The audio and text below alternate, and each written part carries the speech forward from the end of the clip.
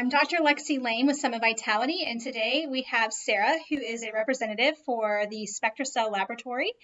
And because it's Breast Cancer Awareness Month, we decided that we would take a dive into micronutrients and maybe why we would test and not guess. Yes, thank you so much for having me, Dr. Lane. I'm happy to be here and talk about breast health, breast cancer prevention and treatment. And I guess we'll start by talking in regards to micronutrients and how they're just a healthy foundation for breast health. Yep.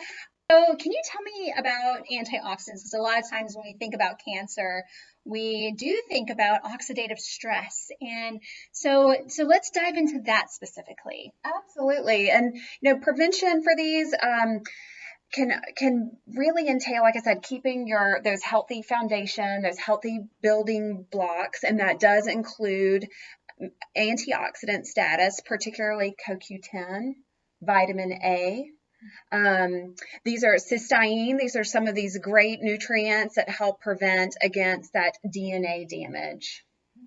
Great. And then also, a lot of times we'll think about everybody's got to be on a B vitamin. And can you talk to us about that a little bit? Absolutely. So our mantra at Spectracell is like test, don't guess. We frequently get asked questions about what supplements or vitamins people should be taking.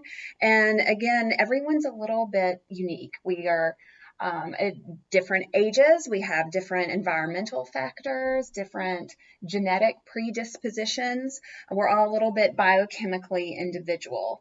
And of course, our diet plays also another large component. So someone that's perhaps following a vegan diet might need a different supplement than someone who's currently following a ketogenic diet, for example. So we're all individual, and so I think testing first and determining that baseline status is really important. But of course, B vitamins and especially folic acid can help prevent, circling back to that conversation on breast cancer, breast mutations. Yeah. Yeah, and if you actually watch my Facebook Live, we just did a video about methylation and folic acid B12 and how it's playing into how the body's actually metabolizing estrogens into metabolites that are actually more protective. So we want to be able to activate our folic acid. But, so you keep mentioning this, testing before guessing. Can you talk to us about what you mean by that? Absolutely. So Spectracell's flagship test is a micronutrient test, and we have 33 different nutrition markers, and we test intracellularly.